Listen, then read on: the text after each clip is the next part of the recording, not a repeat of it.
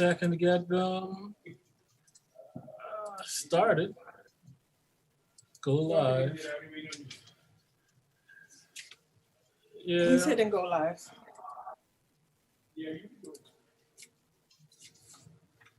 We're going on time. It's hitting go live. Are we live? We are live. Live social. Streams are live, but not carried. Okay, hold on. All right, we're not live on here. We just started the social media streams. So they're playing the intro. That's 30 seconds. Tell me when I need to go live. Yeah, I'll count you in 3, 2, rebuilding and then Bahamas tourism in commemoration of World Tourism Day. Coming to you live from TCL Studios. The Financial Voice is sponsored by the Bahamas Ministry of Tourism, Bahamar, Aquapure, KFC, Commonwealth Bank Limited, Focol, Doctors Hospital Health System, and Sun Oil.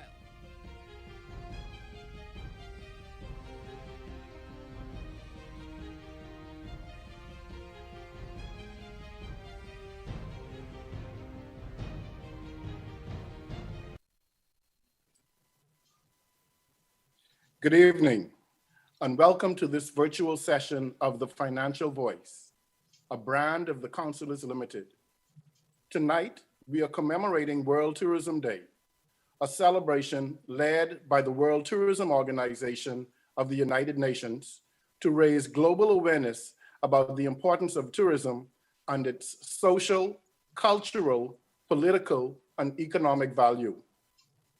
This session is coming to you this evening on RTV cable channel 212, and also streaming live at The Financial Voice on Facebook. The program will air again on RTV 212 on World Tourism Day, Sunday, September 27th. This session is dedicated to the late David Johnson, who served as Director General from 2010 to 2014. Mr. Johnson, or DJ as he was affectionately called, is recognized as a tourism pioneer and consummate professional, having served the industry for 45 years in various public and private sector roles.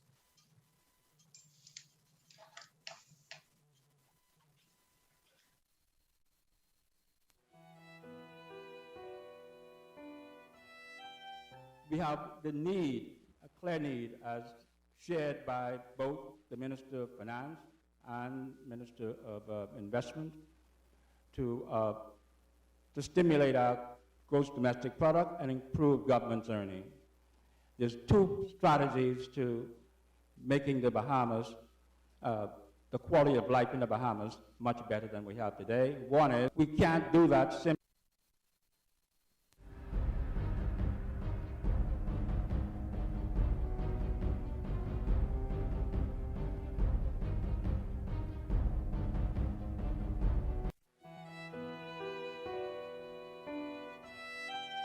We have the need, a clear need, as shared by both the Minister of Finance and Minister of Investment, to stimulate our gross domestic product and improve government's earning. There's two strategies to making the Bahamas, the quality of life in the Bahamas, much better than we have today. One is, we have to manage our costs. We have to be able to pay for the services that government provide. We can't do that simply through collecting our taxes efficiently. We have to also grow the economy, and the government recognizes the need to do both. And on the tourism side, our job is to find ways to generate profitable tourism that complements the efforts of the Ministry of Finance in supporting us. Back to seeing what we're looking at, we must begin recognizing what the performance has been. We must take steps now to bear on, on stimulating the economic development required to grow government needs, as I said, rather than relying simply on, and too largely on tax revenues. We need to strengthen the base and find ways to grow the base. We are using in tourism less than 40% of our capacity as a country, less than 40% of our capacity when we look at the entire Bahamas. We need to understand that just as destinations offerings exist that visitors prefer, there are business models that investors prefer, and we need to sharpen our negotiations to ensure that we are competitive in attracting the investment. And when we say investment, it's not foreign. Too often we think investment is foreign. We're talking about all with the appetite and the inclination to invest. And we need more Bahamians investing in the sector. Repeating it, but making the point that we really need to expand and support Bahamian ownership in our sector so that we're not just attracting jobs, but we're getting a much healthier return on our overall investment and our assets.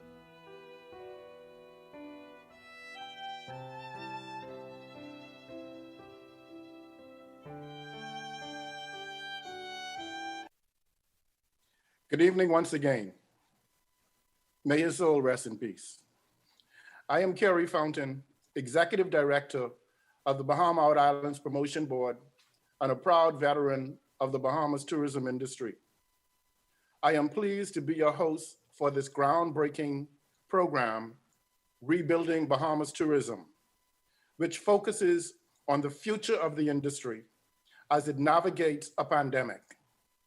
On behalf of the TCL Group, I thank RTV for its communications partnership and the show's sponsors for their generous support. I would also like to give a special shout out to the AFTA Group, an association of former Bahamas Ministry of Tourism employees. So, how important is tourism to the Bahamas economy? Vital. It employs more Bahamians, puts more money into the national treasury, and supplies more of the foreign exchange we need for external trade than any other industry. In a 2019 rating of countries worldwide with the highest share of GDP generated by direct travel and tourism, our small country placed 8th. Being tourism dependent, we must also bear in mind that tourism is an industry subject to a variety of negative impacts, external and internal, some beyond our control. Hurricane Dorian and now COVID-19 have proved just that. The COVID-19 pandemic entered the global ring in the latter part of 2019 and landed a haymaker punch to the vital organs of tourism destinations around the world, including the Bahamas. The virus forced border closures, restrictions on air travel and cruise tourism, and local curfews and lockdowns. In a domino effect, hotels, restaurants, and various attractions stumbled or shut down. The COVID-19 knockout resulted in 67 million fewer international tourists traveling up to March, bringing about a total revenue loss of $195 billion worldwide in the first 4 months of 2020. Tonight, we have an unprecedented gathering of internationally respected experts for our broadcast. They are 4 people who have served as Director General of Tourism, contributing significantly to the growth of the industry. It is my pleasure, my honor, to introduce the current office holder, Joy Jibrilu, who took office in 2014. Next is Subaltern Bethel, who served from 1978 to 1992. We also have with us Mr. Vincent Vanderpool Wallace, who held the post from 1992 to 2005, and Ms. Vernice Joaquin, who served from 2005 to 2010.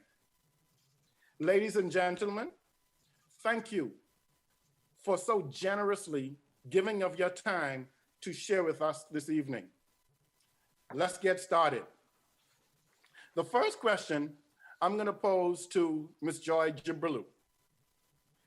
Joy, if we are talking about rebuilding, we must clarify why it's necessary.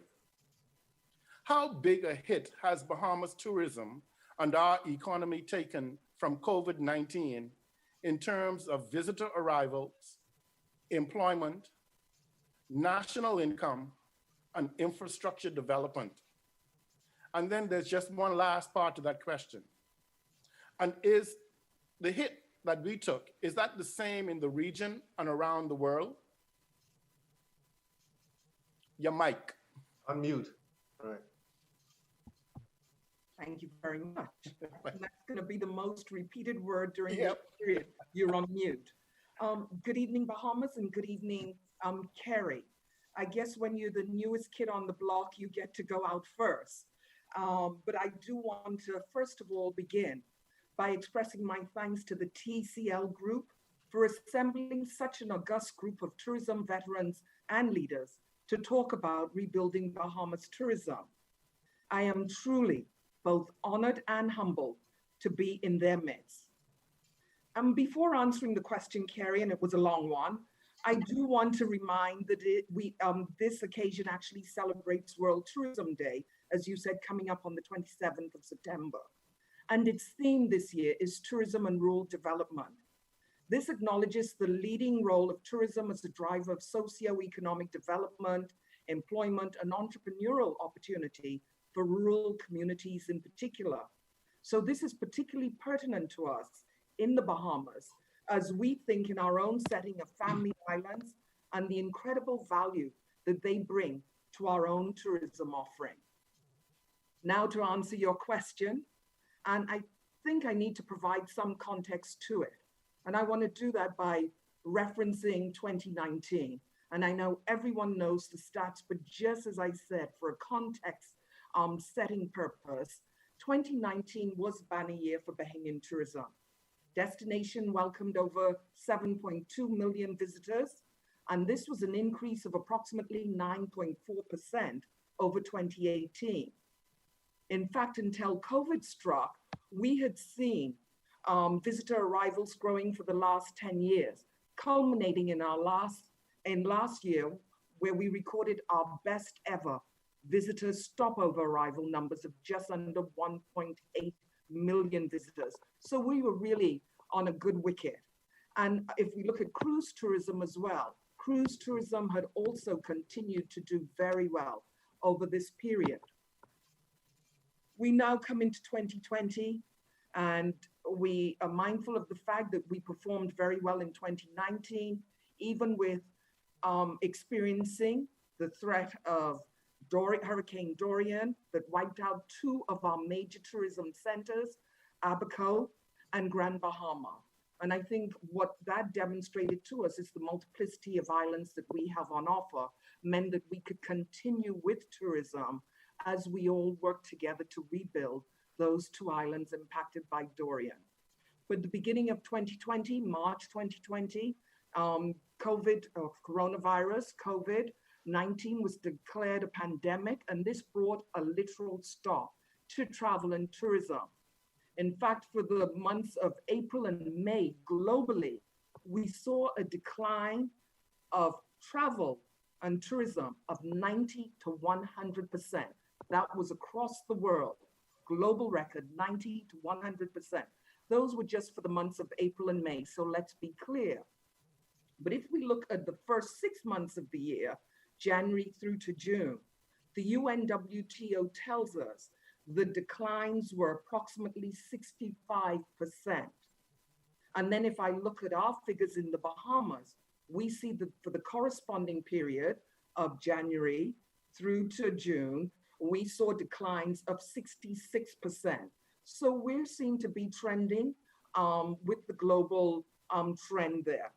And if we look at what the forecast looks like through to the end of the year, UNWTO is projecting declines of between 58 to 78%. So if we think 8 to 78% in declines. So with such declines in tourism visitor arrival numbers, we know that this would have impacted our economy significantly.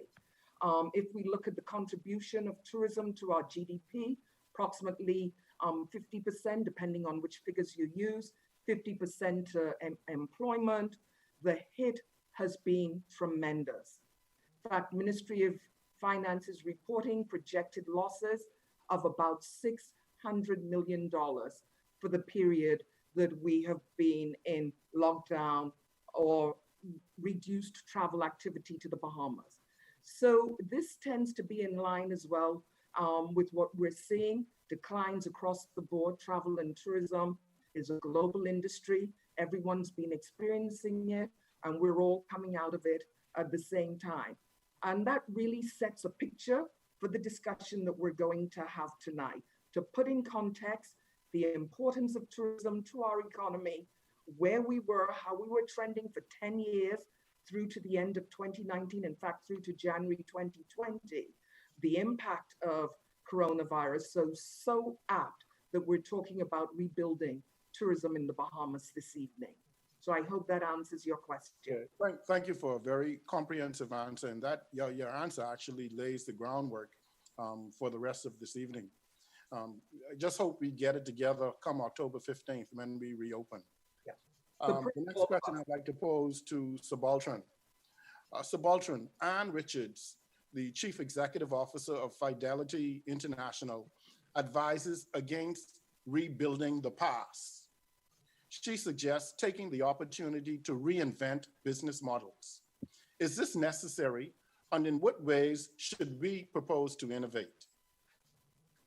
Thank you, Kerry, for that question. I'm very pleased to be with you on this program this evening, together with my esteemed former colleagues who have served as Directors General of Tourism. And as we come together tonight, we also would like to express appreciation to Mrs. Joan Aubrey for organizing this program, and certainly for all of those who are involved in making it happen.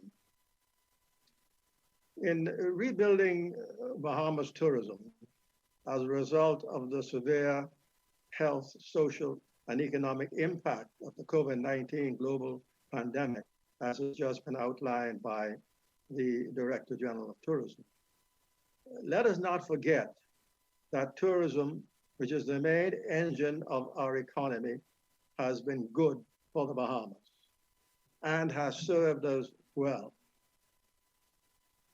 Despite the fact that it has always been subject to external shocks of various kinds and internal shocks of nature, like hurricanes, all beyond our control.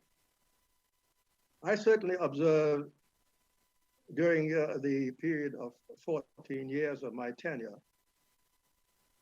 firsthand, these particular shocks. However, we were prepared to meet them, and we met them head on.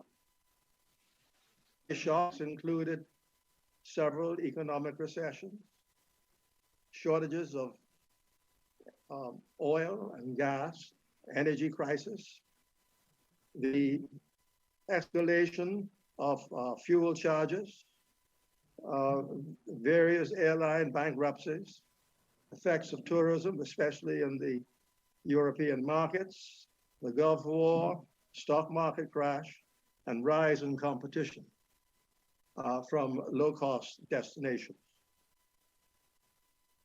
We met those challenges and implemented innovative plans, strategies, and programs that resulted in Bahamian tourism remaining remarkably resilient. Visitor arrivals grew from 1.4 million to 3.7 million annually. National tourism receipts were in excess of $14 billion. And over 40 million visitors were attracted to the Bahamas over this period. And we became the #1 destination in the region. This was accomplished through close cooperation and collaboration between the public and private sectors. All stakeholders and the public were constantly involved, and we forged meaningful and productive relationships with our overseas travel trade partners, airlines, cruise lines, etc., and investors. We constantly kept our business model under review. The present COVID-19 global pandemic presents unprecedented challenges with the extremely negative impact on the economy, as we have just heard. And this is an impact like we have never witnessed before. It will take time, innovation, new strategies, enormous costs and sacrifice to the government, the industry, employers, employees, to rebuild and recover. The cooperation and the compliance of the entire public to health protocols will be necessary. Recovery and the opening of hotels and attractions will only take place on a large scale when COVID-19 is brought under control within the entire population. In reinventing business models and implementing innovations, such action should be taken with the full input of all stakeholders, with wide public and private sector participation. Business models should ideally be developed as part of a tourism master plan for every island destination within the Bahamas and be incorporated as a major segment of the overall national development plan, which is long overdue and has been a work in progress. It is very timely for the Bahamas to embrace the thinking of global economy and tourism authorities about a reset of tourism with innovation, conservation, sustainability, inclusiveness, and community development. Even more relevant to the Bahamas is the World Economic Forum position of the need for competitiveness, tourism management, and the carrying capacity of the destination. With respect to the competitiveness, the Bahamas is a high-cost destination. Some of the main impediments include the very high costs and unreliable supply of electricity, the need to reduce the use of fossil fuels and embrace the use of lower cost and more efficient and environmentally friendly LNG and solar energy. The need is also there to increase the level of productivity in the workplace among some management and sectors of employees. The delivery of value for money is also another matter which comes high on the agenda at this time. With respect to tourism management, the Bahamas is a mature and leading destination in the region, with strong and efficient public and private sectors. As such, and in light of the current prevailing circumstances, the time has come when the private sector bodies like hotels and promotion boards should assume primary responsibility for marketing using levies now collected, and the Ministry of Tourism should focus mainly on tourism policy, public relations, product enhancement, licensing, quality controls, tourism, and environmental development. In addition to the government funding of the Ministry of Tourism, the promotion boards and large resorts should also make some contribution to product development and the enhancement of the environment. In return for major concessions and incentives from the government to major resorts, which is a matter of concern by international bodies. Consideration might be given to the government being granted equity in return for the concessions. Another innovation would be a modest environmental levy on cruise passengers, which would be imposed on cruise lines. On the carrying capacity of the destination, there are some pressing areas of concern which must be addressed, especially in light of the ongoing COVID-19 pandemic and future health requirements. One, health facilities and services in prime destinations like New Providence, Grand Bahama, Abaco, Bimini, Eleuthera, Exuma, San Salvador. They all need to have their health services and facilities upgraded, not only to meet the current needs of the population, but also the larger needs of the millions of visitors. So Baltran, Yes, sir. I'm gonna have to ask you to put a pause because we need to go to a station break. Thank you. And when we come back, you can quickly wrap up. And so I can get to some other questions to the other panelists. I'll only need 2 minutes to wrap up. Okay. And now, thank you, ladies and gentlemen. Our phone lines are open. You may call 322-1000, 322-1000, or text 242-466-8899 with your questions. Our panel will address your questions later in the show. We'll be right back after this commercial break. What does support look like? What does it sound like when you feel the pulse of a nation? When you make a difference in the lives of strong, principled, cultured people who are driven by hard work and passion. People who build communities where hospitality is warmly demonstrated, because this is the Bahamas, and we're happy to share our wealth. Commonwealth Bank, built by Bahamians, here for Bahamians. Bahamians helping Bahamians. Being the best doesn't just happen. It requires deliberate hard work. When you set out to be the best, you have to be sure of your goals, sure of your abilities. You have to be sure-footed, sure you're focused, sure you're ready, sure you're doing everything right. Never settle for less. Be sure. Since 1967, Freeport Oil Company Limited has been dedicated to fueling growth and prosperity in the Bahamas. We have been a constant pillar within the country, striving to invest and support our community through the best of times and the worst of times. For us, Full Call represents 21 years of strength and consistency, consistent leadership, consistent growth, consistent customer service. Through it all, we are resilient. Full Call, fueling growth for people. Introducing KFC's newest fill-up, the Mac and Cheese Bowl. It's ooey gooey good. Ooh, cheese. Ooh, chicken. Cheese. Chicken.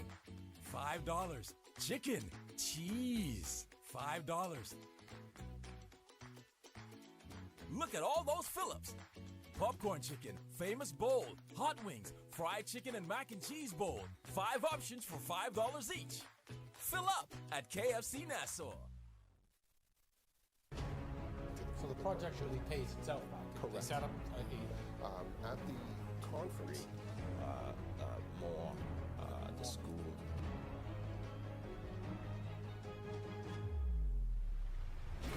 As a journalist, I always have to focus on the facts, and sometimes that means going to investigate for myself. On the Record, Thursdays at 8 p.m. right here on RTV.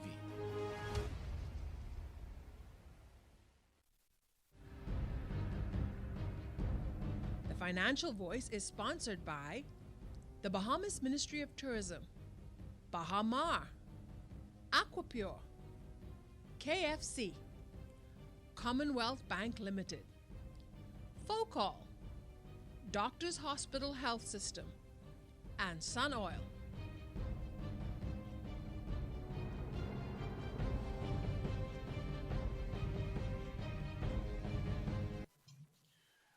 Welcome back to this virtual session of TCL's The Financial Voice, brought to you by RTV Cable Channel 212. We are celebrating World Tourism Day and pondering how to reset Bahamas tourism. I'm your host, Kerry Fountain, and joining me are four tourism experts: Subaltern Bethel, Vernice Joaquin, Joy Gibralou, and Vincent Vanderpool Wallace. Subaltern, what I heard you said in the first session, you talked about value for money. You talked about managing our cost. You also talked about increasing productivity. Before I move on to the other panelists, do you want to add anything else? Just two things. Which are of immediate concern.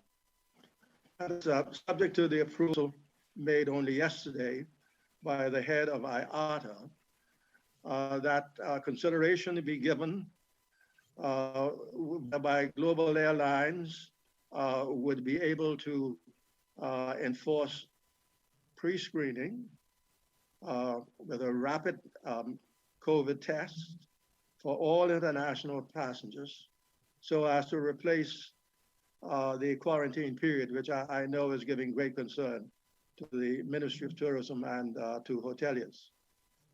This rapid and affordable antigen test would cost only in the region of some $10, and it would certainly go a long way to moving us forward in the flow of business. And then lastly, there is also, if we are going to maximize the flow of tourism to the Family Islands, the pressing need to upgrade the Family Island international airports by IATA and FAA standards, and to meet the current COVID protocols. And to do this, of course, the necessary funding is going to be needed. And one area in which we may be able to assist with that would be to complete the FIR negotiations with the US government and the FAA, so that the overflight fees might then come into the coffers of the Bahamas to fund and to meet the requirements of international airports at this present time. Subaltern, you have not lost a step. And when we talk about ideas, you've listed about 6 or 7, and I'm sure the current DG, she was taking notes and would like to have a follow-up conversation with you. Vincent, before we really get into the second part of the session, there was one question I wanted to ask you. Today, the global tourism sector is very much engaged in digital transformations. The new buzzwords are Tourism 4.0 or Smart Tourism.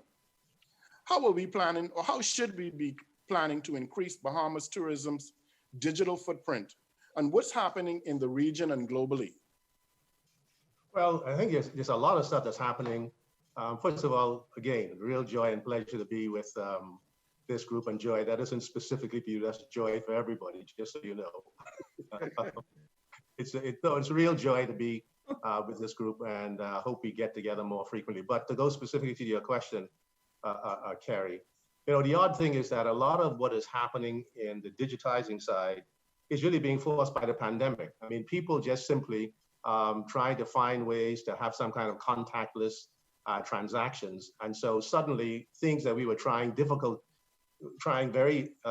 finding some difficulty getting people to do, they're now doing automatically. Even our own community, you see more and more people communicating on Zoom and whatever it else is, and people are talking to family members all over the world in ways they never did before. So all kinds of new things are being introduced in that particular side of our life. And I know the Ministry of Tourism, for example, is beginning to look at some very significant changes that is going to, I believe, enable them to communicate with their customers in ways that they never ever did before, to be able to personalize itineraries for people coming in to the country to enable transactions to happen more readily with some of the smaller vendors around the Bahamas, because so many people coming into the country have credit cards as opposed to cash. And we all know that people with credit cards many times are a lot more liberal in their spending than they ever did before. So the whole world is being more digitized. And when you take a look at, for example, things like Airbnb, when you look at it, it really is a digital transformation that enables a lot more individual Bahamians to get directly involved in the business that they never did before. Quite frankly, Airbnb is very little more than people to people on a commercial level. So this wonderful program that we had in place for a long time, we were doing it for free. There are now people being able to do it individually and earn money from it. So we see a sea change. The cost of storing paper, the cost of processing paper, all of that is being eliminated by the digitizing of a whole number of areas. And I am convinced that what you're going to see the Ministry of Tourism coming through with in a managed pandemic in terms of keeping track of people, making sure that they attest to whatever their position is when they wake up in the morning, to ensure they can go out and mingle with other people and ensure that they have none of the indicators that suggest that they might be infected in any particular way. So there is a sea change we see going on in the use of digital systems across tourism in a way that has never happened before and has really been forced in very many degrees by the pandemic.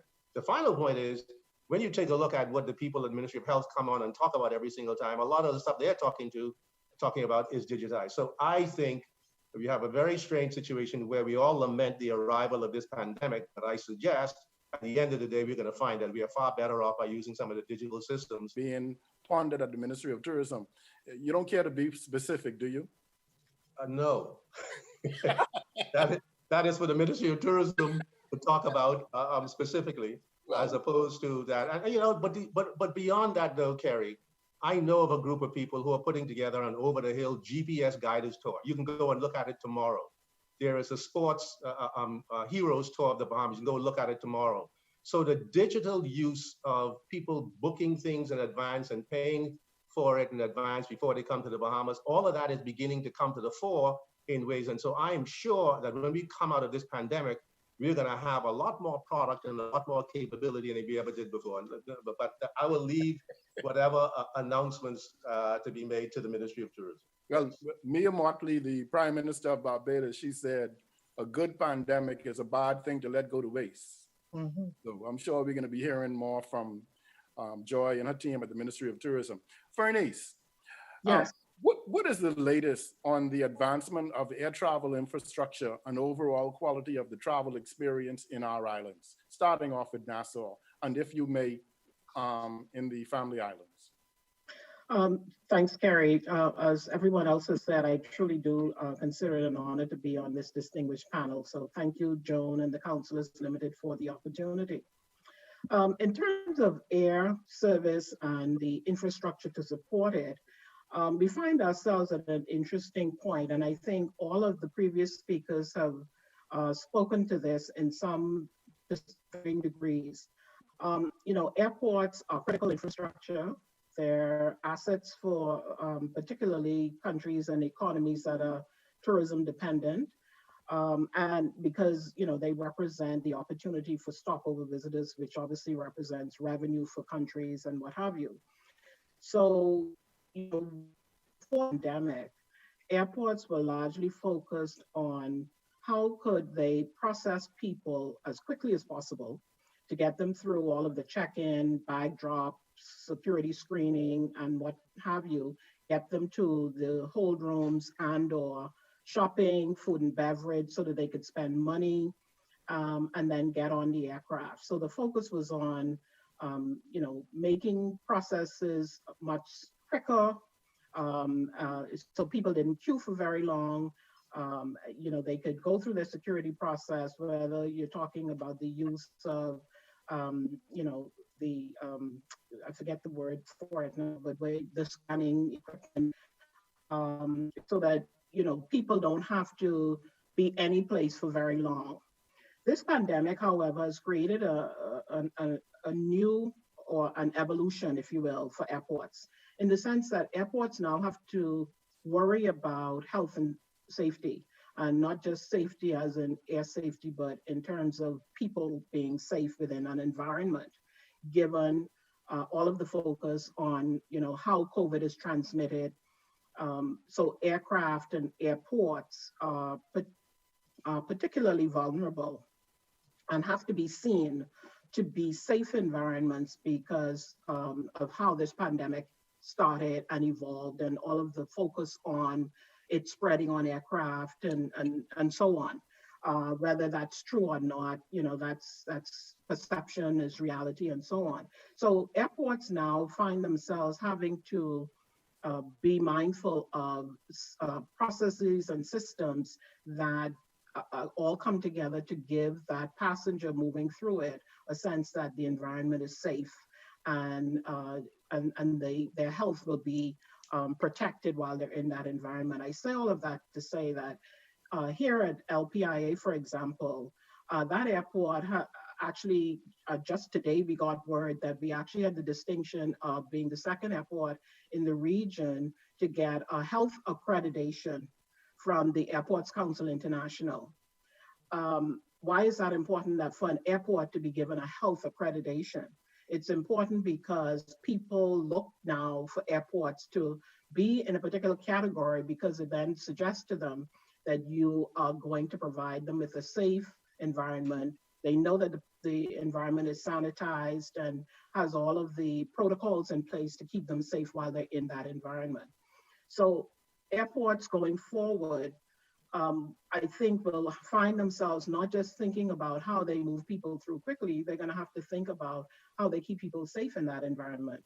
And that means allowing for social distancing as required, allowing touchless technology to be put to the test, as Vincent talked about. And so what does that mean for airports throughout the Bahamas? I think no matter the size, I think those airports are going to have to evolve to a point where they can provide that kind of technology that will allow people to understand that they don't need people on top of them. They don't need to be, crowded in any way. They can get through all of the processes they need to safely from start to finish. So I don't need to engage with any people to check in. I don't need to engage with any people to drop my bag. I don't need to engage with any people, even at security screening. I can walk through a machine, stand there, let the machine check me out. I go upstairs, or I go through into the lounge. I can buy food, drink without engaging with anybody. I swipe my card or whatever it is. So airports have to evolve to provide that kind of an environment where people feel safe and they therefore have the ability to enjoy that experience. Well, Bernice, congratulations on the honor or the award that you just received. And I hope in your position of influence, you could ensure that we win some awards at our airports in the Family Islands. That's coming next. Okay, we'll work on that. We'll work on that. Okay. Thank you, panel. You're watching TCL Group's The Financial Voice. We're discussing how to get tourism, the nation's primary revenue earner, back on track and the opportunities to do so. Our phone lines are open. You may call 322-1000 or text 242-466-8899 with your questions. Our panel will take your questions in the next segment. Coming up right back after this commercial break.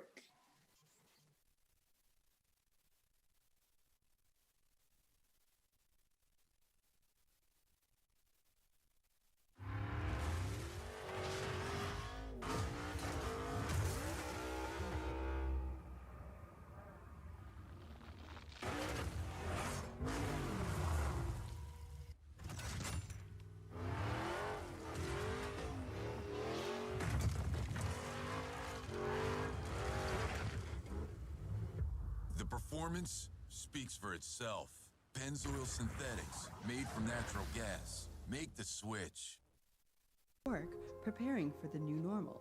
The health and safety of our patients, associates, and others entering the hospital space is ever paramount and shapes the experience as you enter our facilities.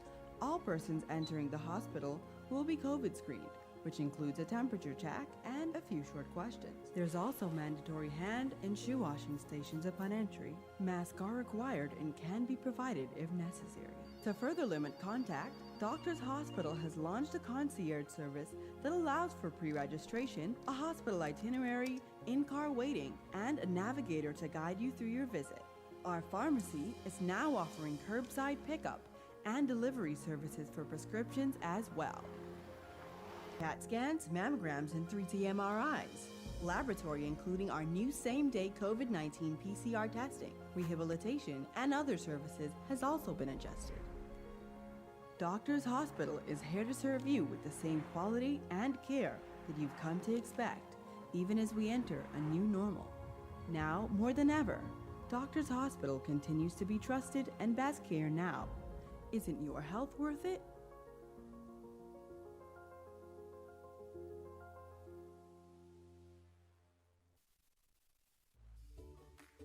Our world has changed.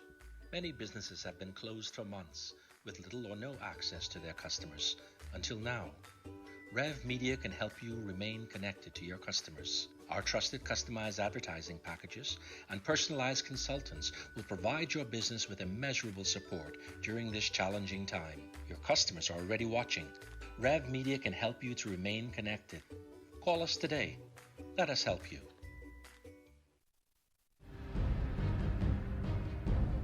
The Financial Voice is sponsored by the Bahamas Ministry of Tourism, Bahamar, Aquapure, KFC, Commonwealth Bank Limited, Focol, Doctors Hospital Health System, and Sun Oil.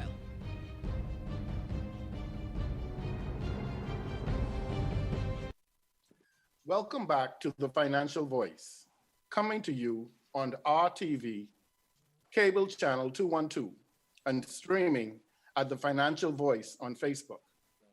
We're discussing rebuilding Bahamas tourism with our esteemed panel, including the current Director General, Joy Jibrilu, and 3 former office holders, Vincent Vanderpool Wallace, Principal Partner of the Bedford Baker Group, which provides advisory services on travel and tourism to governments and travel and hospitality-related companies. Vernice Joaquin, President and CEO, Nassau Airport Development. And Subaltern Bethel, the first Director General of Tourism, as well as contributor to the hospitality industry and other aspects of national life. And I should correct that, the first Bahamian Director General. Thank you. Panel, our Minister of Tourism and Aviation, Dionisio de Aguilar, has called tourism a collective economic force, one in which every citizen and resident is involved, whether we or they like it or not.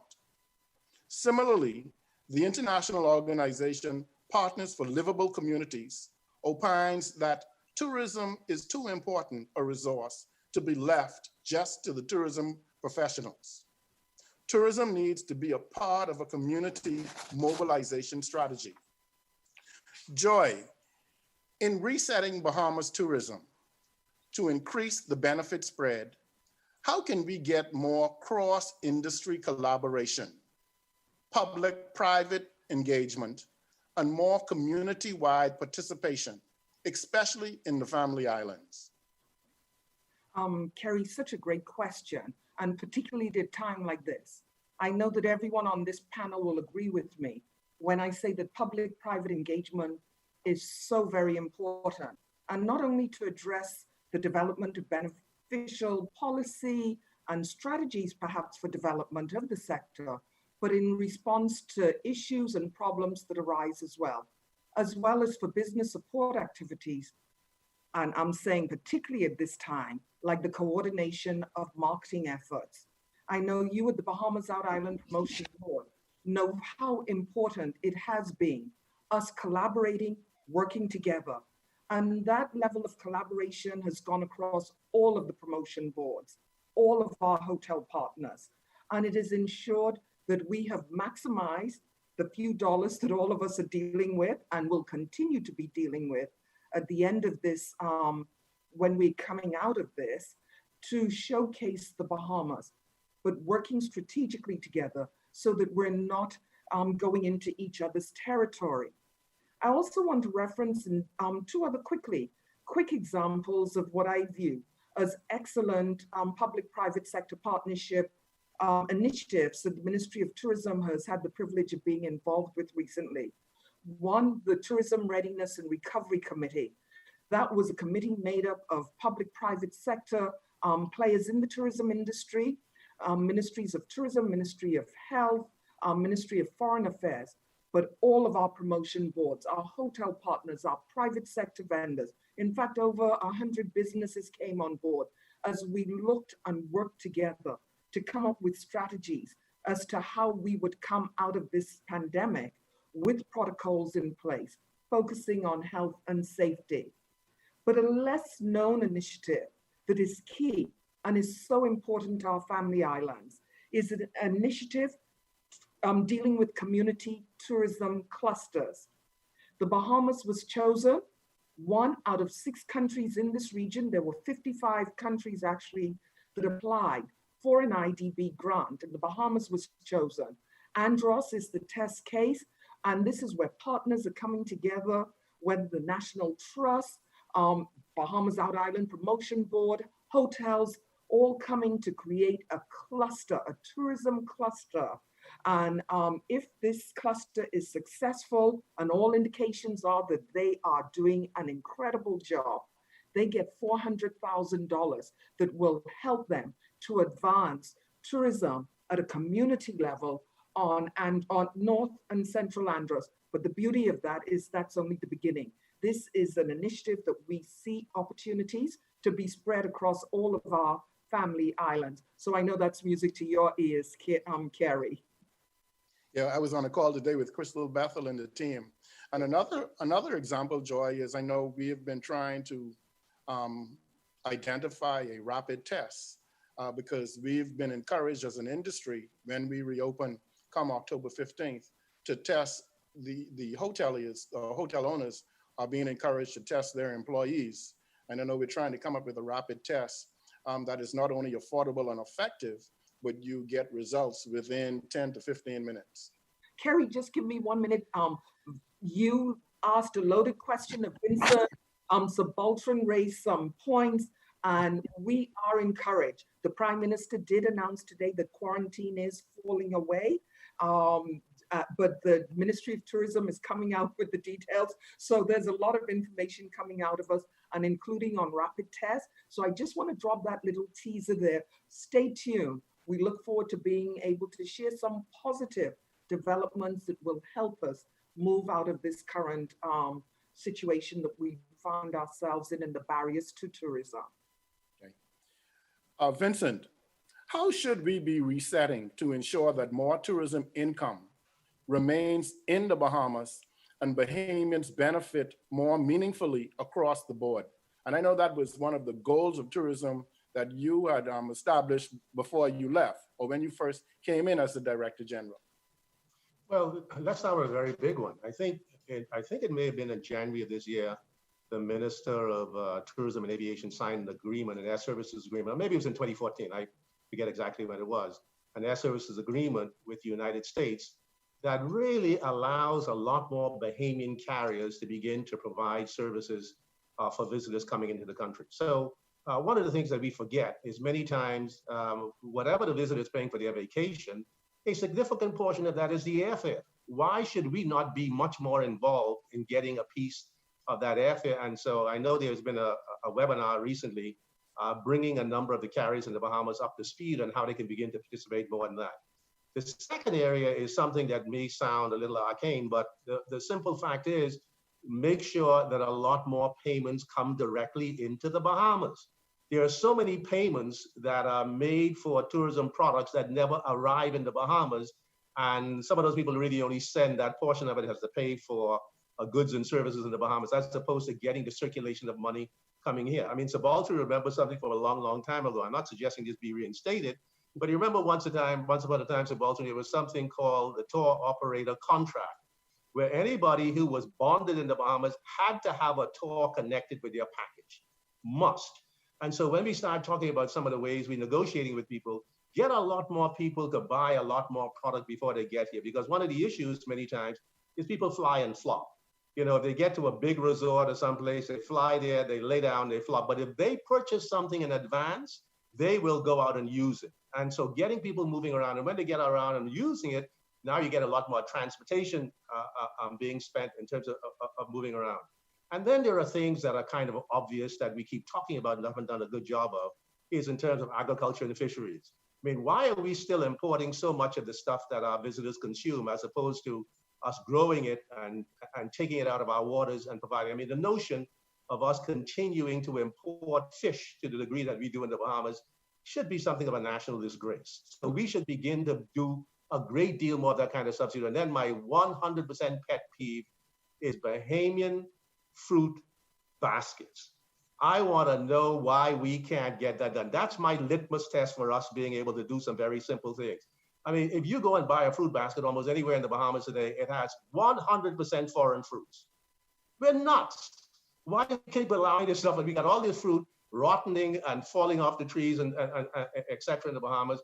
And we have done this before successfully, and people are quite excited about it. So the idea of substituting a lot of the services and a lot of the products that are now being provided by people outside the Bahamas, provided by people in the Bahamas, and provide all the incentives we need to get people building up the street. So that's one of the ways for us to begin to grow the income that is retained in the Bahamas instead of so much of it leaving almost on an immediate round trip as soon as it arrives. And in order to do that, I know we have to start to do a lot of online selling, a lot of online commercial. We definitely need to improve in that area. Absolutely. Bernice. Yes. What, in your opinion, are we doing to increase Bahamian ownership in the various sectors of our tourism plan?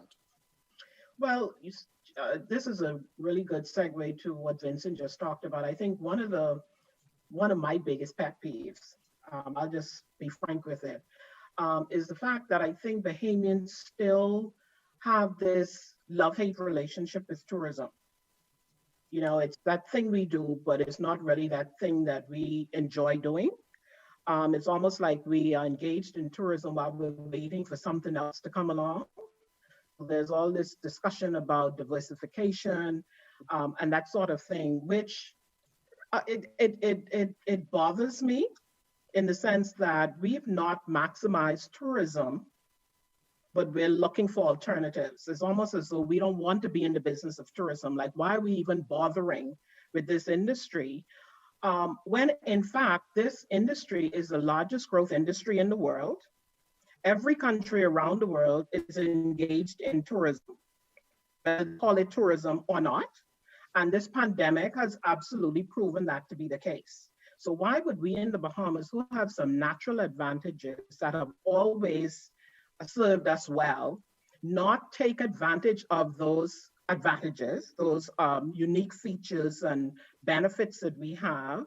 So this is why, Kerry, the answer to your question about why or how do we encourage more Bahamians to have ownership of this industry? Bahamians, generally speaking, for a long time, have not wanted to own this industry because they considered it to be fickle. They considered it to be temporary. It's something we're doing while we wait for something else to come along. And that's just not the case. We have been in the tourism business for well over a century and a half. So, and we've actively developed it, certainly for the last half century. So let's not kid ourselves that we're going to, any time in our lifetime, replace tourism. So we need to be sensible about this and think about how do we strip tourism down to the lowest common denominator in terms of all the things Vincent just talked about, all of the things Joy talked about in terms of community tourism, so that we understand how we grab our share of what tourism can produce. That's how we need to think about this and stop looking at it as why should we buy a hotel or why should we build a hotel? Because you see what happened with this pandemic where tourism shut down and we need to find an alternative. Well, tourism continues to demonstrate that it is the most resilient sector, industry in the world. If you look at the last 50 years, every time there's been a crisis that impacted tourism, tourism has rebounded and has flourished. And this time will be no different. So if we don't yet believe that tourism is here to stay, we're never going to want to own it, Kerry, to answer your question. And that is my biggest pet peeve, because I don't know why over all these years, we've not been able to preach the gospel of how tourism can save us economically, and we continue to disrespect it and act as though we're gonna, struggle through it until something better comes along. There's not gonna be something better that comes along, because all of the traditional industries like oil and gas are going bye-bye. I mean, look at what's happened in the Middle East, where they have actively sought to replace their oil because they know that's gonna run out. That's a finite product, it's gonna run out. We're not gonna run out of beaches unless we destroy them all. So the point I'm making, Kerry, is that the only way to encourage Bahamians to take more ownership of this industry is for Bahamians to begin to respect what this industry has provided for us and can in fact provide for us. You played that video of David Johnson earlier saying we've really only gotten about 40% of this industry, that we've only achieved, or about 40% of what we are capable of from this industry. I believe that to be true still. And David said that a few years ago, God rest his soul. So we have a lot more to extract from tourism.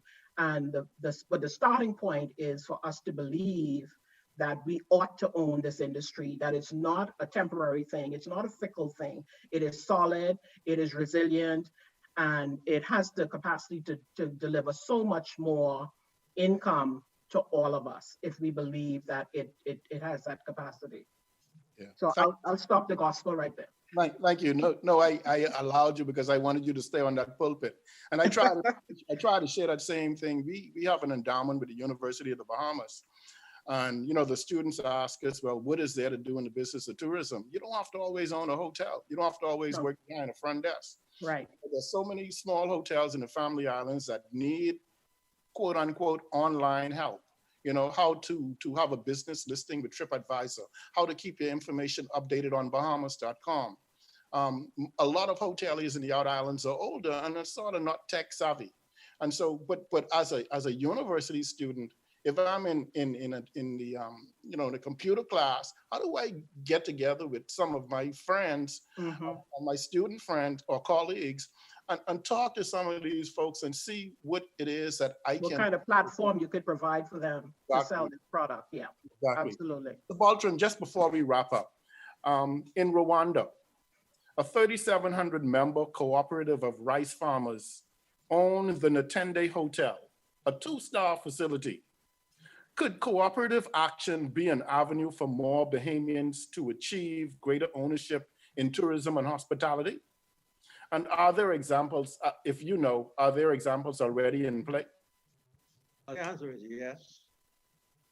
There is, of course, as has just been presented by Bernice, far too few Bahamians who are involved in ownership, not only of hotels, but also of the services which are provided to the tourism industry. There's no reason why unions could not get together and become involved as they have done in Rwanda. Let me also indicate that we need to be looking at different models with regard to the Bahamians becoming involved in the development of hotels. An excellent model was recently brought to the forefront of the development of Jack's Bay, which involves the Franklin Wilson group of Bahamians. And they're following very much a model like the one in Albany, where they combine real estate development with hospitality. And in this way, you're able to raise capital as you go along with the residential component and enjoy all of the facilities of a resort. So yes, cooperatives, groups of individuals There are some fine examples which can be utilized to get Bahamians involved. There's also the opportunity which could become available through encouragement of Bahamians also investing and becoming investors in major resorts which are owned by foreign investors. These are all a number of opportunities that Bahamians should and could be embracing in order to get an ownership position within the hotel industry. Good. Thank you, Subaltern. And thank you, panel. You're watching TCL Group's The Financial Voice, Rebuilding Bahamas Tourism. Our phone lines are open now.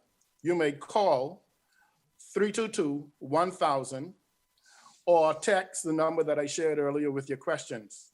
Our panel will take your questions, I promise, in the next segment. Coming up right back after this commercial break. Introducing KFC's newest fill-up, the Mac and Cheese Bowl. It's ooey gooey good. Ooh, cheese. Ooh, chicken. Cheese. Chicken. $5. Chicken. Cheese. $5. Look at all those fill-ups.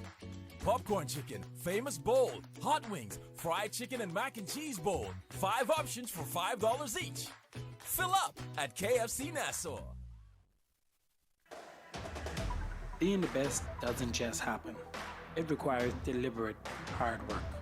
When you set out to be the best, you have to be sure. Sure of your goals. Sure of your abilities. You have to be sure-footed. Sure you're focused. Sure you're ready. Sure you're doing everything right. Never settle for less. Be sure. What does support look like?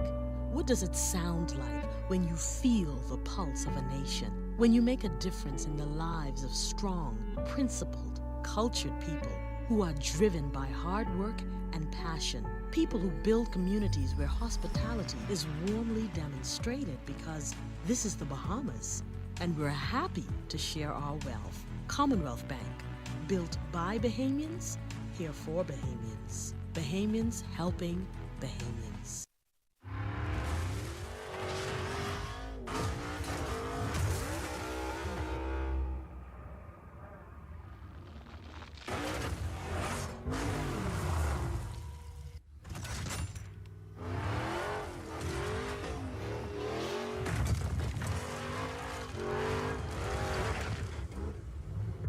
The performance speaks for itself. Pennzoil Synthetics, made from natural gas. Make the switch. Are you ready to get healthy and fit? It's time to get up and get moving. Join me, Bowflex Barbie, for Morning Moves right here on RTV Channel 212 every Monday and Wednesday at 6 and 9 a.m. and Saturdays at 8 and 10 a.m. Come join in fun, exciting workouts with me, my team, and special guests. You'll also get health tips and strategies from our wellness expert. Be sure to follow us on social media at Morning Moves TV and visit morningmovestv.com for loads of bonus content. I can't wait for you to join me for Morning Moves, the perfect way to start your day. The Financial Voice is sponsored by the Bahamas Ministry of Tourism, Bahamar, Aquapure, KFC, Commonwealth Bank Limited, Focol, Doctors Hospital Health System, and Sun Oil.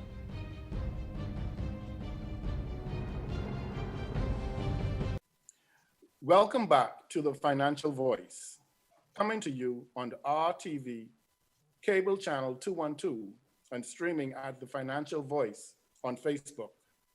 We're discussing rebuilding Bahamas tourism with our esteemed panel, Subaltern Bethel, Vernice Joaquin, Joy Jibrilu, and Vincent Vanderpool Wallace. Now is the time that we take your questions. Thank you for calling and texting. Firstly, a question from Denise Barnes. What is being proposed as ways to increase productivity in the workplace? And I know, Subaltern, you mentioned that earlier. Which one of you distinguished panelists would like to take that question?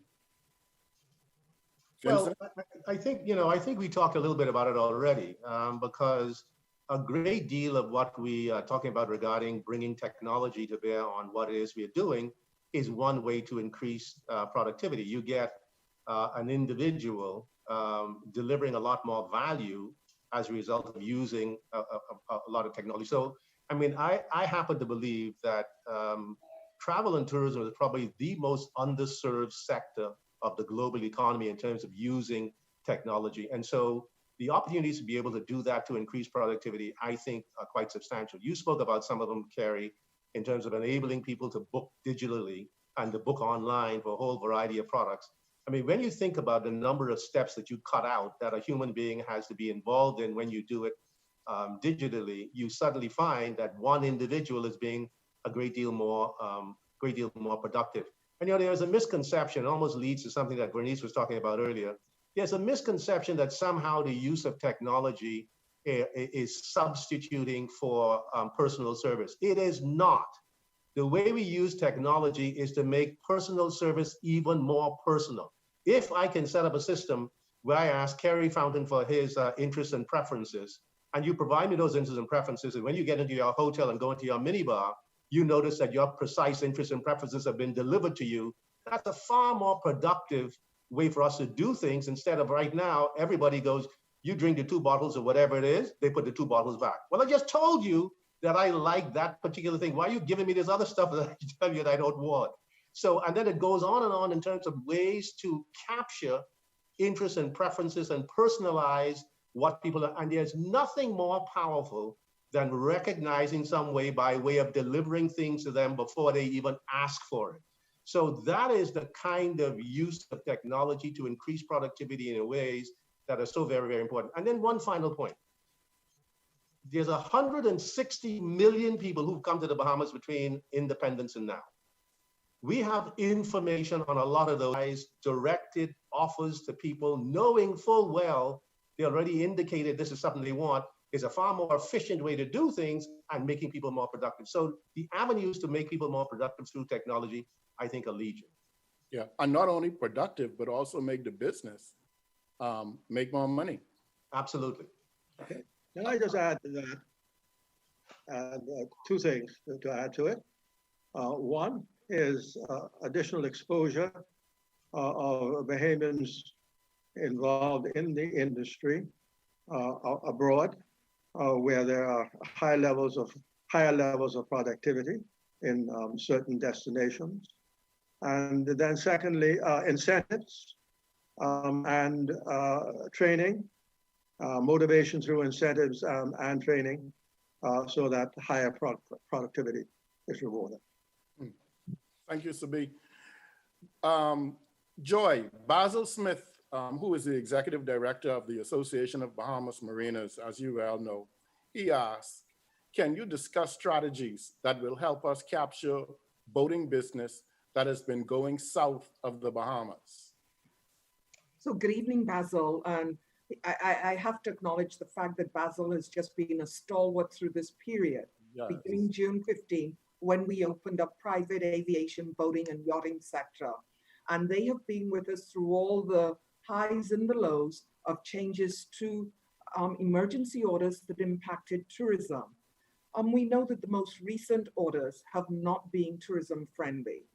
No one wants to come on vacation in place, no matter what we call it. A rose by any other name is still a rose. So we've learned that really clearly.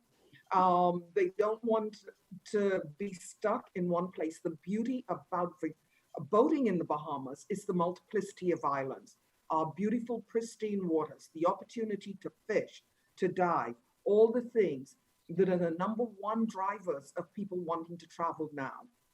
We hope that post 15th of October, and I'm smiling and I have to be very careful that I don't preempt myself, that we have been able to have very fruitful and meaningful conversations with the competent authority, Ministry of Health, really tabling and getting them to understand what needs to be in place for tourism to reopen sustainably and to the benefit of everyone. Travelers, persons working within the industry in the Bahamas, and obviously Bahamians who travel and come back. And we believe that we have reached some agreements, and it's just to fine tune them, but we will be announcing those. And Basil, I dare suggest that that will put boating and yachting back at the forefront of people wanting to choose the Bahamas, knowing that they have an opportunity to travel from Bimini in the north all the way to Nagua in the south and enjoy all the things that they really want to do here. And anyway, they got to pass us to get to the south. So if we make it attractive again for them, then we know that we hopefully will recapture that market once again. But thank you for being such a champion. Yeah. Like we say, why you would want to go beyond us? Is beyond us. It's beyond us. Bernice, Airbnb. Yeah. Airbnb owners want to know if there will be airlift after October 15th, since no large properties are opening. But the short answer is yes, but the measured response is yes, kind of. So, so what that simply means is that the airlines are telling us that they have put Bahamas flights into their schedules right through to December. And that includes all of the usual carriers, Delta, United, Southwest, etc. And so we have their schedules through to December.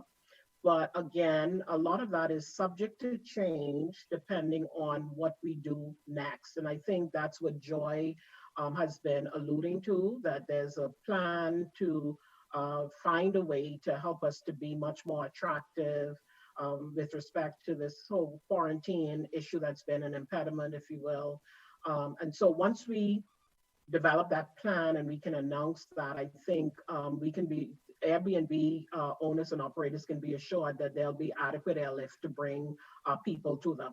That's the way I would put that, yes. Yeah, so not to worry. And I think one of the things that has to happen too is our domestic airlines. You talk about being adaptive and flexible. They cannot continue to fly the same schedules that they had in place pre-COVID-19. Yeah. And they have to, and so in order to, if you're offering service to the family islands, their flights have to be aligned with the flights that are coming into Nassau, yes, which would allow same-day connection. That's correct. And I think our national flag carrier needs to be the first one to set that example. Harry, I just wanted to add to Vernice's answer. And, you know, in these strange times that we're living in, where there are so many restrictions to travel, it always amazes me, and I ponder on it, that there is this pent-up demand for travel to the Bahamas. We've had continuous conversations with our airline partners as recent as today, one of our major airline partners, and they say they are seeing this pent-up demand for the Bahamas above any other destination in the Caribbean.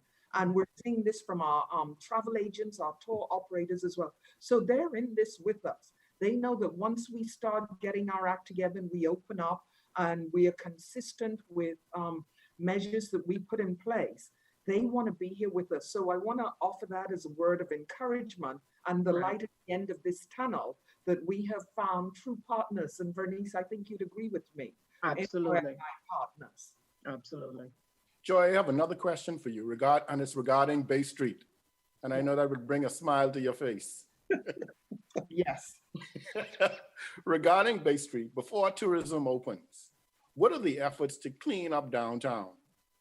With the Downtown Committee and many other organizations that are trying to improve downtown, what is the short-term approach to clean up or spruce up?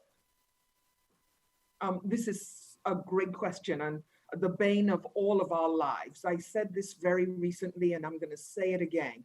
You know, and Vernice came out the gate with, she was speaking to on the pulpit and with such honesty and, you know, from her heart. And I speak about that when I speak about downtown, because I see it every day. And I always say, as Bahamians, we're hospitable people. And we had when I was growing up, that you had what we called, and I don't know how many of us called it that, a front room. Your front room, that was your bedroom. And that was only for your visitors, because it's best for them. And I don't know where we've lost that. The Bay Street, which is our front room for the capital of the Bahamas, it has been allowed to get in the state that it's in. And I know that there are multiple reasons for it, but it needs that collaborative approach. It's going to be public-private sector initiative where we all have to come together, and Vincent's smiling, so he has something up his sleeve, but we all have to come together and work on this, but we cannot be proud. Now, I have been talking with a group of people, and we're talking about things that we can do, but the Downtown Nassau Partnership, working with us, the Nassau Cruise Port, a lot of us, there are things that we would like to do so that when we reopen, it certainly looks a little bit better than it does now, but it's nowhere near where it needs to be. And public sector, as well as the private sector, we are collectively responsible, and we collectively have a duty to make it what it should be. Kerry, can I take 30 seconds just to follow up on something? Absolutely. I think the statute of limitations is passed on this, but once upon a time, there was somebody by the name of Bernice Walkian that did an analysis of all the buildings on Bay Street. This is before the Ministry of Tourism building burned down. The study was never published. Why?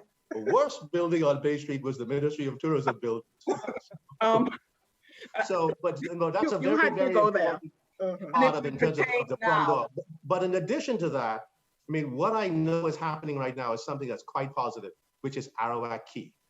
The Arawak Key vendors are getting together and beginning to recognize that they need to put themselves in such a place that it's a highly desirable place for all visitors coming to Nassau and Paradise Island for them to come to. So for the first time, I think you're going to see something very special coming out of Arawak Key, because when we start talking about cultural tourism and heritage tourism and getting to understand tourism in an environment where lots of Bahamians are involved, Arawak Key is the closest one to that. So when you have this development of downtown Nassau, and it's extended all the way up to Arawak Key, I think it's going to be a very special kind of experience for all visitors.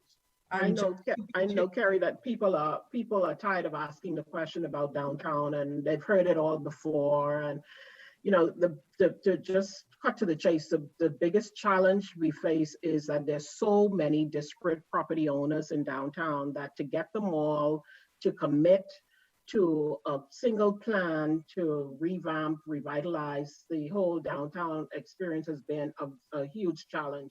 As Vincent said, going back to 1993, we've been starting and stopping efforts to make some improvements, and there are always impediments and what have you. But I think to Joy's point that now we have the best opportunity, particularly because of what's going on at the Nassau Port, at the Nassau Cruise Port, to really encompass the whole downtown area and make some improvements. Now, people are going to say, but that might take some time. That is true, but there's also a plan in development to do some immediate improvements to the whole downtown area. So that's what Joy was getting at. I happen to be the co-chair of the Downtown Nassau Partnership, so I'm aware of it.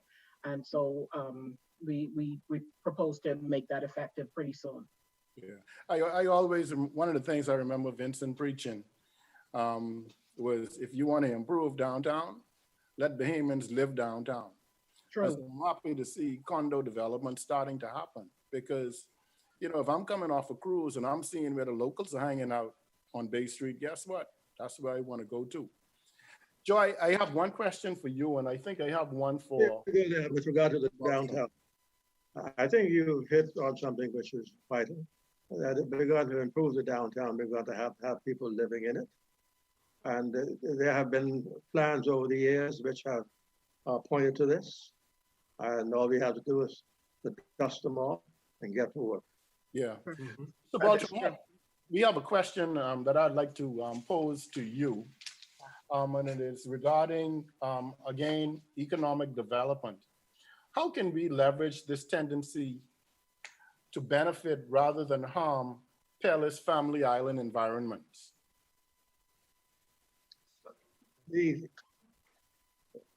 What was the word that you used for before Family Island, please? Peerless. Yeah. Peerless.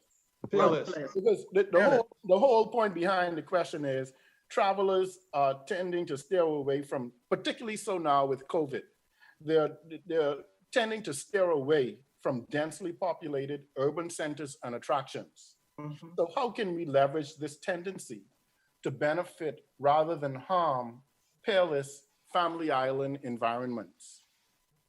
First of all, let me point out, as Joy did earlier, that there's a great demand for travel to the Bahamas. And with all of its shortcomings, certainly the Bahamas is looked at as paradise of a vacation, and the family islands are the crown jewels. Now, if we're going to keep them as the crown jewels, it means that we must be able to attract a type of visitor to the family islands that value their quaintness, the culture, and the natural beauty of the family islands. Is needed, of course, in order to keep them peerless and to keep them pristine, is to ensure that we market a profile that appreciate what the family islands have to offer. And again, COVID could be a blessing in disguise for the family islands in that persons of means would like to be able to vacation in areas which are uncrowded and where they can enjoy the natural surroundings, and where there is not only natural beauty, but there are the benefits which can be derived health-wise. You can go on a beach in the family islands and you can be the only person on the beach. There's also the great value of the environment, of the marine environment that's there. And so it's a crown jewel of our Bahamian vacation experience. And so that you're not really looking for the big crowds, but really are looking for sizable numbers who can appreciate the different segments culturally that the family islands have to offer. Okay. I think we are approaching break, and we have three questions that I would like to pose to, I'd really like for all of you to answer. So they're more like rapid response questions in the next segment. But again, panel, I want to thank you. You're watching TCL Group's The Financial Voice, Rebuilding Bahamas Tourism.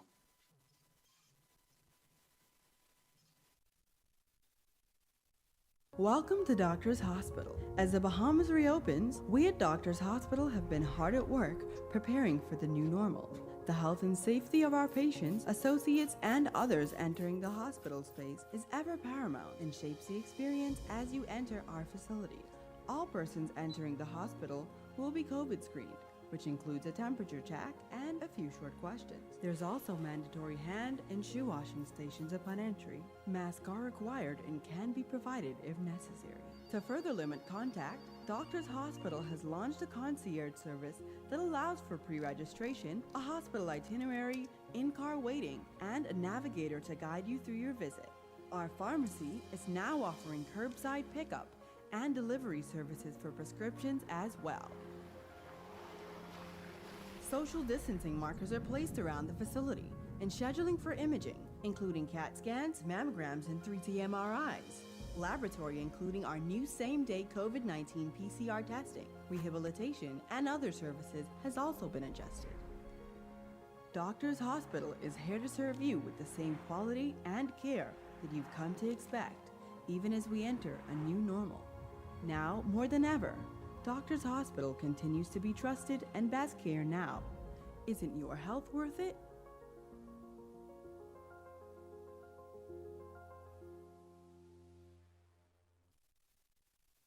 Since 1967, Freeport Oil Company Limited has been dedicated to fueling growth and prosperity in the Bahamas. We have been a constant pillar within the country, striving to invest and support our community through the best of times and the worst of times. For us, Full Call represents 21 years of strength and consistency, consistent leadership, consistent growth, consistent customer service. Through it all, we are resilient. Full Call, fueling growth for people. Welcome to our news and thanks for joining. Topping news tonight. COVID-19 remains a serious threat. Coronavirus COVID-19 has disrupted our economy, tourism industry, educational system, and put our healthcare facilities and professionals on high alert. Are you prepared? Do you have all the facts? Stay tuned to this network for the very latest news and information on this global pandemic.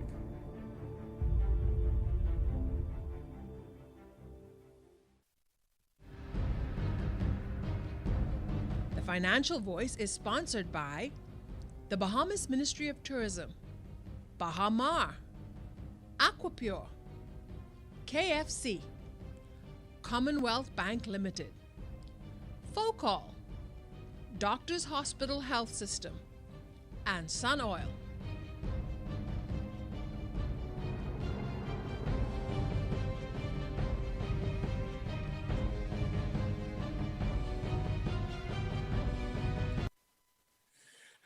Welcome back to the Financial Voice, coming to you on RTV, cable channel 212, and streaming at the Financial Voice on Facebook.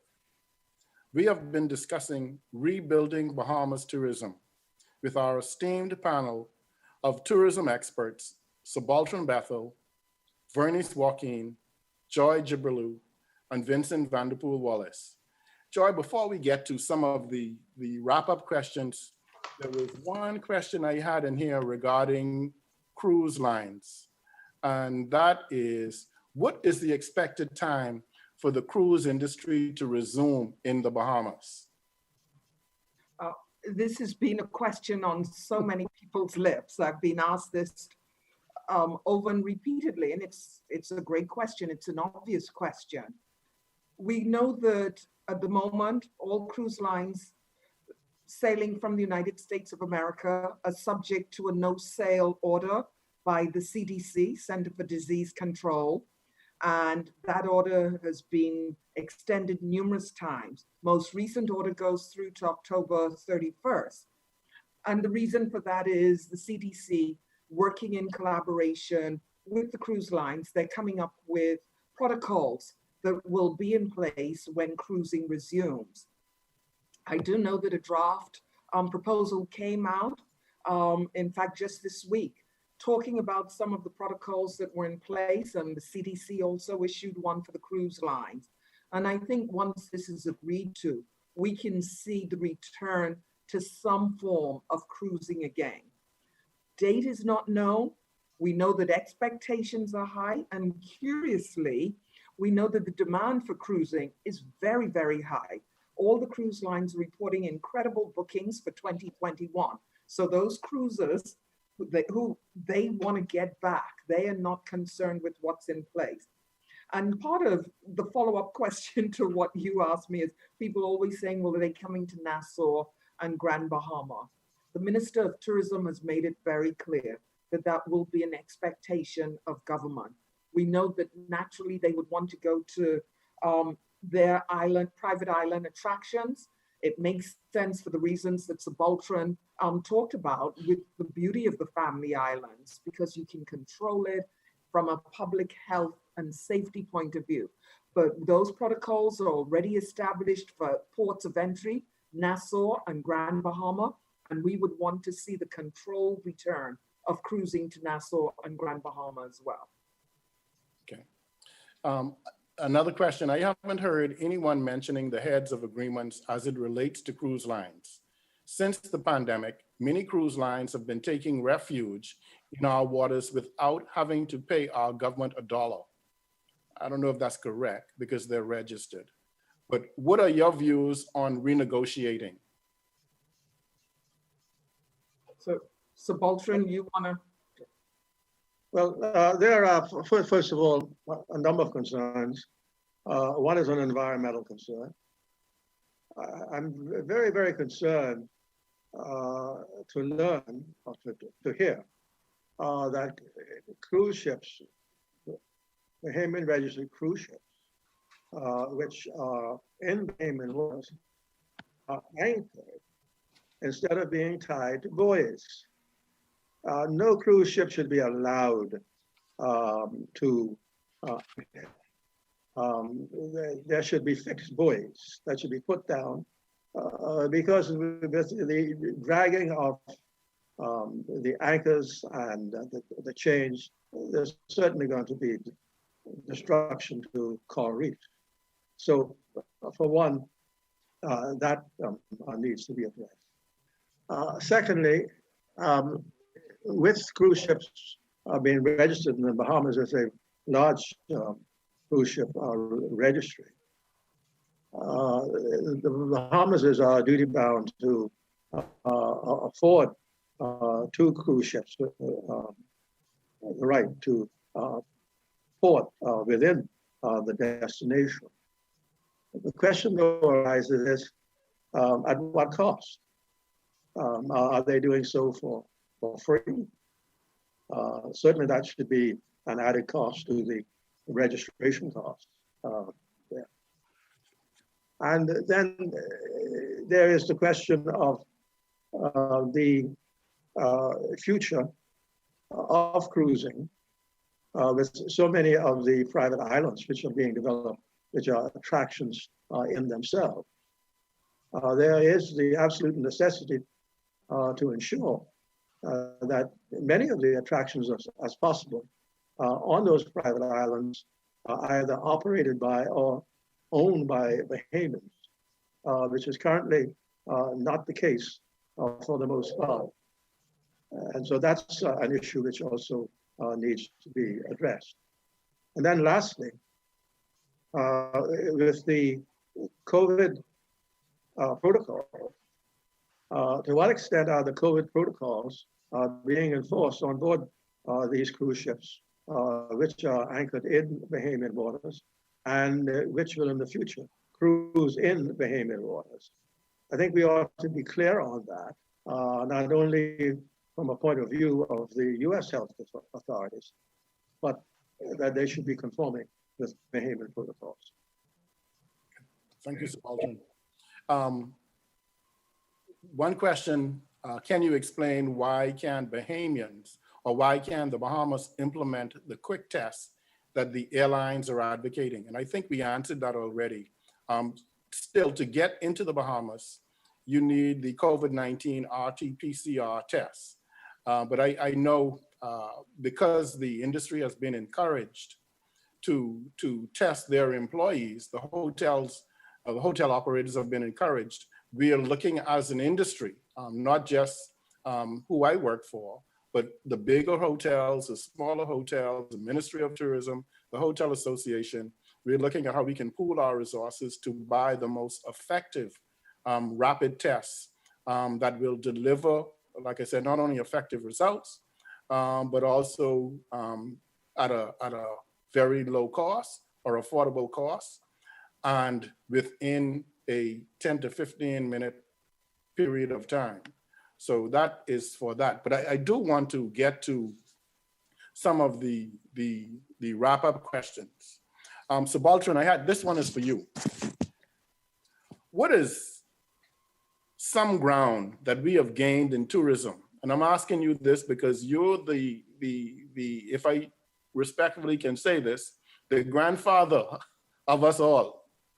But what is some ground that we have gained in tourism over the years, and what are the biggest challenges facing Bahamas tourism today? If you could what is the biggest challenge, and what is the biggest opportunity? Well, I would rather think that I'm a father rather than a grandfather. That was for want of a better word. The Bahamas could be justly proud of the grounds which we have gained in tourism over the years. particularly with regard to the more upscale product that we have been developing, the luxury product, and how the product has become varied, as well as the skilled workforce. You know, we're talking about improving productivity, but the Bahamas is one of the best skilled workforces in the tourism industry. So these have been definite grounds. We have seen some improvement in the linkages between tourism and other sectors of the economy, although there is still much room for improvement. Then we come to the matter of what are some of the biggest challenges facing the Bahamas today. And the biggest challenges, I think, go back to something which I said earlier. The biggest challenge today is competition, in which we need to be able to compete, not so much price-wise, but in the delivery of quality value for money. Another challenge is the need to continue to renew the product, particularly the older elements of the product. Successful destinations, particularly old destinations like the Bahamas, continue to be attractive as we add to the product. And of course, our biggest challenge right now is COVID-19. Yeah. That we continue to resolutely address COVID-19 in terms of the protocols which are in place, and that we expand our capacity, the capacity of our health services, not only to deal with the current pandemic, but also to give the assurance to our many visitors. We are looking now today and into the future, between 6 and 10 million visitors are coming into the Bahamas. They want to feel safe once they come into the Bahamas, that if they get sick, that there are primary facilities which are readily available to them, not only in New Providence, but also in the Grand Bahama and in the Family Islands. Thank you, Subaltern. I'd like to ask that same question and just brief answers. Joy, starting with you. Biggest challenge, one. I think Subaltern did such a great job in enunciating them. But challenges, we've talked about it, you know, those linkages. We look at the fact that the numbers of our visitors, they've increased, both stopover visitors and cruise passenger visitors. And yet visitor spend is not where it should be, particularly from those cruise passengers. So what do we do to ensure that we get greater benefit from these visitors who are coming here? Vincent talked about it. We're looking at overseas repatriation by foreign investors, large tourism enterprises, bringing it back to the linkages. Those are challenges that I'd like to see us address. They present opportunities too, but if we look at it, challenges, aging product. We talked about Bay Street, that stands out, but it's not just Bay Street, that's across the Commonwealth of Bahamas. We've got to look at that, addressing that. Things for people to do when they get to the destination. They desperately want activities, they want to go out, they want nightlife. These are opportunities too, conversely.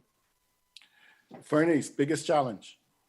I think to a significant extent, infrastructure, tourism infrastructure, particularly for the Family Islands. You know, it's one thing to say that the Family Islands are quaint and, you know, you'll have a rustic kind of experience and whatnot.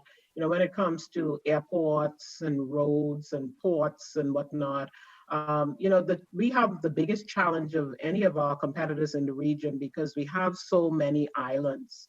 You know, if we were Barbados, we would be off the charts. Like we would be, you know, well ahead of anybody if we had one island. is what the point I'm making.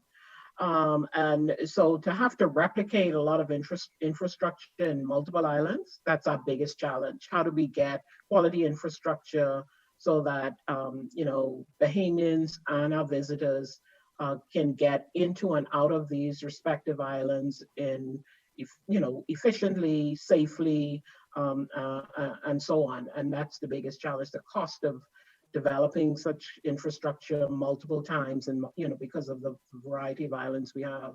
But that's also our biggest opportunity. The fact that we have that diversity, that variety of islands, nowhere as close to the United States does such a product exist as what we have to offer here in the Bahamas, where we have that diversity and variety that Subaltern talked about earlier, that is just off the east coast of the United States. I mean, look at the number of people who live all along that eastern seaboard. And the fact that, in 2 hours and change, they can be in any one of these islands in the Bahamas and have a different experience depending on where they're going. We have the benefit of being close by, having that variety, but that variety also comes at a cost, and that's infrastructure. Vincent, biggest challenge. Thank you, Vernice. Yeah, but I think it's been said. It's just a matter of reinforcing the things that have been said. The biggest mistake that I think we have made is not educating ourselves. The biggest challenge is we don't know who we are. We have no idea what we have in terms of quality of product. The simple fact is the Bahamas is a region. The Bahamas is not a destination like Vernice was talking about. And so the point I say to people all the time, if you go from Puerto Rico to Trinidad, it's the same distance as between Abaco and Anagua, and we have many more islands in between, and many of our islands are bigger than the countries of the Caribbean. We want that to sink into people's heads because they don't seem to understand that. Second of all, we find ourselves in this peculiar situation where we are the third wealthiest country in the Western Hemisphere, independent country in the Western Hemisphere, largely based on tourism. Let that sink in. And guess what? 80% of our tourism is on 2% of our land. Yep. So when people start telling me that we have exhausted tourism, we have to go to look for something else, we have an opportunity that is incredible. You know how people get on their knees every single day in the Lower Caribbean and say, Lord, please move me to where Andros is. Because if I were there, I could do all kinds of opportunities. So the biggest thing we have to do, the biggest challenge is getting Bahamians to understand who we are and what we have, and then doing what Vernice said. When we start talking about the transportation, there's got to be, first of all, is visibility. People got to know that these places exist. Second of all, it's got to be accessibility. I got to get there very easily. And third of all, is affordability. I can't pay a fortune in terms of being able to get there. And we got right next door, and this is one of the things the Ministry of Tourism has done with this Bahamas pre-clearance in Florida, the opportunity for people to go directly to an island of their interest instead of having to come through some other place, which makes all the difference in the world. Because what is very important is that this 80% is very vulnerable for our economy. I mean, imagine we got to diversify our economic centers too. Diversify the economy, we got to make sure we move our tourism around so that any one hit of a hurricane in one place doesn't wipe out the whole thing, God forbid. So that is the biggest challenge, as Bernie says, the biggest opportunity at the same time. Very well said. I'm going to throw you all a curveball. So, Subaltern, when you're allowed to travel, which island are you going to travel to in the Bahamas? I can answer that. Pardon me? Eleuthera. Eleuthera. Right, Subaltern? Eleuthera, my home. There you go. What part? Palmetto Point, Governor's Harbor. Okay. Vernice? Exuma. What part? Georgetown. Vincent? Well, I'm searching my heritage, the combination of Anagua, Andros, and Eleuthera. So that's me. You mix up like house salad, Vincent. Yeah, and then Mayor Guana for another very special reason, which we'll talk about later. And my current Director General? That's a hard one because I have Eleuthera right here on one hand, Andros on the other, so they obviously stand tall. But I've had a desire to go to Cat Island, and I'm going to make that happen. I'm going where I've never been, and that really stands out. I'm looking forward to that. Excellent. Me? I want to go back to Long Island. Yeah, a good one. Anyway, that brings us to the end of a very impactful and enjoyable session. And it's so funny, we talk about rebuilding Bahamas tourism, and what I'm getting from all of you is we really need to educate Bahamians on the opportunities that are available. Is brand owner and producer of the Financial Voice. TCL's executive producer, Joan Albury, and her fine team of professionals are deeply grateful to you, our distinguished panel, for your invaluable input. Director General Joy Jibrillou and former Directors General Vernice Joaquin, Subaltern Bethel, and Vincent Vanderpool Wallace. Special thanks also to Financial Voice partner, RTV, Cable Channel 212, our generous sponsors, and to you, our audience. I'm Kerry Fountain. Good night.